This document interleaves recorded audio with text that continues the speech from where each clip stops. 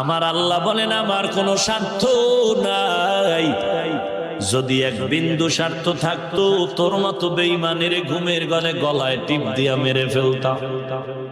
আমি আল্লাহর দেওয়া পানি, আমি আল্লাহর দেওয়া মাছ, আমার দেওয়া সূর্যের আলো, চাঁদের আলো, বাতাস, তুই সব ভোগ করার পর আমি একটু আইন করছি আজান শুনিয়া মসজিদে যাও। তুমি আজান শুনিয়া কানে আঙ্গুল দিয়া বিড়ি টেনে টেনে অন্য রাস্তায় দৌড়াচ্ছ। আলেমেরা ডাকে আয় বাবা, পায়ে ধরে বলি নামাজ পড়। রহমতের নবী অসুস্থ, নামাজের সময় দাঁড়ায় গেল সাহাবায়ে কেরাম। নবী এমন অসুস্থ নামাজে যাইতে পারতেছেন, কে হবে নামাজের ইমাম? কেউ সাহস পায় না। ইশারায় নবী বলেন আবু বকর ইমামতি করবে।